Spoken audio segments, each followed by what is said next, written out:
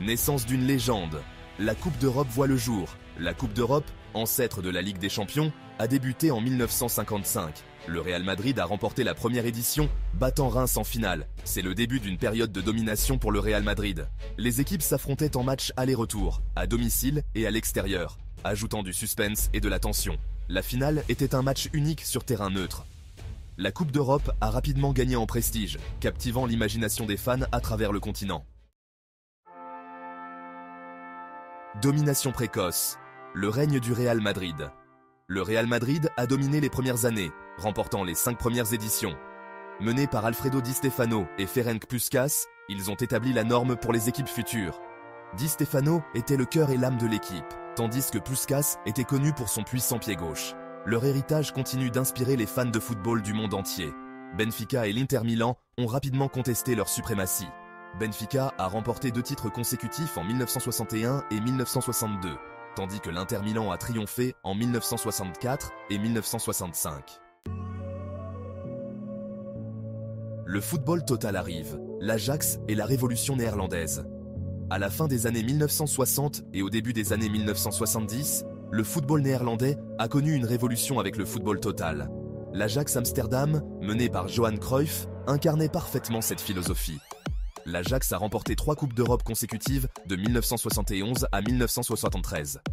L'équipe nationale néerlandaise, inspirée par l'Ajax, a atteint la finale de la Coupe du Monde en 1974. Le Bayern Munich s'est imposé comme une puissance, remportant 3 titres consécutifs de 1974 à 1976. Liverpool a remporté sa première Coupe d'Europe en 1967. Gloire et tragédie anglaise. L'ascension de Liverpool et l'ombre de Heysel. Les années 1980 ont vu l'essor des clubs anglais, avec Liverpool en tête de file. Liverpool remportant 4 Coupes d'Europe en 8 ans, une période de domination sans précédent. Des joueurs comme Kenny Dalglish et Ian Rush sont devenus des noms familiers, leurs exploits sur le terrain gravés dans l'histoire. Cependant, la tragédie a frappé en 1985 au stade du Heysel à Bruxelles, un événement qui a changé le football pour toujours. Un mur s'est effondré suite à des actes de hooliganisme, causant la mort de 39 supporters, une journée sombre dans l'histoire du sport. La catastrophe du Heysel a entraîné une exclusion de 5 ans des clubs anglais des compétitions européennes, une sanction sévère mais nécessaire. Elle a mis en lumière le problème du hooliganisme et la nécessité d'améliorer la sécurité dans les stades, un tournant pour le football anglais. Malgré la tragédie, Liverpool et ses supporters ont montré une résilience incroyable, rendant hommage aux victimes et travaillant pour un avenir meilleur. Aujourd'hui, Liverpool continue de prospérer, honorant son passé tout en regardant vers l'avenir, un symbole de renaissance et de détermination. Sous la direction de nouveaux leaders et avec une nouvelle génération de talents, le club reste une force majeure dans le football mondial. L'histoire de Liverpool est une histoire de triomphe et de défis. Un voyage marqué par des moments de gloire et des épreuves, mais toujours avec un esprit indomptable. En fin de compte, Liverpool incarne l'essence du football. Passion, résilience et un lien indéfectible entre le club et ses supporters. Une nouvelle ère se lève. La Ligue des Champions est née. C'est le début d'une nouvelle ère dans le football européen. En 1992, la Coupe d'Europe s'est transformée en Ligue des Champions de l'UEFA. Ce changement a marqué un tournant décisif dans l'histoire du football. Le nouveau format a introduit une phase de groupe, permettant à davantage d'équipes de participer.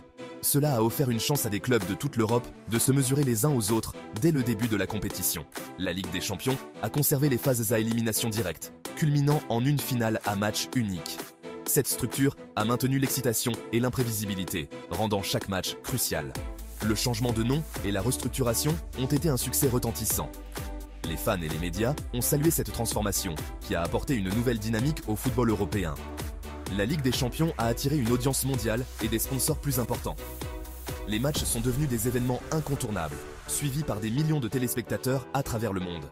Des équipes comme Barcelone et l'AC Milan ont présenté des styles de jeu offensifs qui ont captivé le public. Leurs performances ont non seulement ravi les fans, mais ont également élevé le niveau de compétition. La Ligue des Champions a également favorisé l'unité et la diversité, rassemblant des fans et des joueurs de différentes cultures et origines. Chaque match est une célébration de l'esprit sportif et de la camaraderie internationale. Au fil des ans, la Ligue des Champions a été le théâtre de moments inoubliables et de performances légendaires. Des joueurs emblématiques ont gravé leur nom dans l'histoire en soulevant le trophée tant convoité. Aujourd'hui, la Ligue des Champions continue d'évoluer, intégrant les dernières technologies pour offrir une expérience de visionnage inégalée. Les stades modernes et les diffusions en haute définition permettent aux fans de vivre chaque instant comme s'ils y étaient. Pour les jeunes fans et les joueurs en herbe, la Ligue des Champions représente le rêve ultime. Elle incarne l'excellence, l'ambition et la passion pour le football. En fin de compte, la Ligue des Champions est bien plus qu'une compétition. C'est une célébration du football à son plus haut niveau, un hommage au talent et aux efforts des équipes et des joueurs qui y participent. Renaissance italienne. La Serie A occupe le devant de la scène. Les années 1990 ont vu les clubs italiens dominer la Ligue des Champions. L'AC Milan, la Juventus et l'Inter Milan ont constamment atteint les derniers stades de la compétition. L'AC Milan a remporté 2 Coupes d'Europe consécutives en 1989 et 1990. La Juventus a remporté la Ligue des Champions en 1996. Les équipes italiennes étaient réputées pour leur solidité défensive et leur intelligence tactique. Cependant, leur domination s'est estompée à mesure que les clubs anglais et espagnols ont commencé à s'affirmer. Le triplé de Manchester United et le miracle de Barcelone. La saison 1998-1999 a été le théâtre de l'une des finales de Ligue des Champions les plus dramatiques de tous les temps. Manchester United, mené 1-0 par le Bayern Munich, a marqué 2 buts dans le temps additionnel pour remporter le triplé. En 2005, Liverpool a réalisé un retour incroyable face à l'AC Milan, remportant la séance de tirs au but. Ces finales ont illustré le caractère dramatique et imprévisible de la Ligue des Champions. L'attitude de ne jamais rien lâcher d'équipes comme Manchester United et Liverpool est devenue légendaire. Les Galactiques et l'avènement des superclubs. Le début des années 2000 a vu l'avènement des superclubs, avec l'ère des Galactiques du Real Madrid. Le Real Madrid a réuni une équipe de stars comprenant Luis Figo, Zinedine Zidane, Ronaldo Nazario et David Beckham. Cette ère a marqué un tournant vers une approche plus commerciale du football. D'autres clubs, comme Chelsea et Manchester City, ont emboîté le pas, investissant massivement dans les transferts de joueurs. L'avènement des superclubs a intensifié la concurrence et soulevé des inquiétudes quant au fair play financier. Domination espagnole, le duopole du Real Madrid et de Barcelone. Du milieu des années 2000 au milieu des années 2010, les clubs espagnols ont dominé la Ligue des Champions. Barcelone, sous la houlette de Pep Guardiola, a remporté la Ligue des Champions 2 fois en 3 ans. Le Real Madrid, mené par Cristiano Ronaldo, a remporté 4 titres en 5 ans. La rivalité entre le Real Madrid et Barcelone a captivé le public du monde entier. Le Clasico est devenu l'un des événements sportifs les plus attendus de la planète. Une rivalité pour l'éternité, Ronaldo et Messi.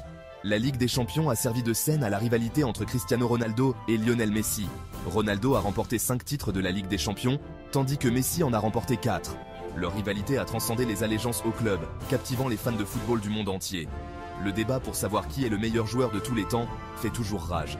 Leur génie individuel a cimenté leur héritage comme 2 des plus grands footballeurs de tous les temps. La Ligue des Champions. Aujourd'hui, un phénomène mondial. La Ligue des Champions, ou UEFA Champions League, est bien plus qu'une simple compétition de football. C'est un événement qui transcende les frontières et les cultures, unissant des millions de fans dans une passion commune pour le sport roi. La Ligue des Champions est devenue un phénomène mondial, captivant des milliards de fans à travers le monde. Que ce soit dans les stades, les bars sportifs ou devant leur télévision, les supporters se rassemblent pour vivre chaque moment palpitant. Les matchs sont diffusés dans plus de 200 pays, atteignant une audience globale qui dépasse les frontières linguistiques et culturelles. C'est la compétition de clubs la plus prestigieuse, attirant les meilleurs joueurs et entraîneurs.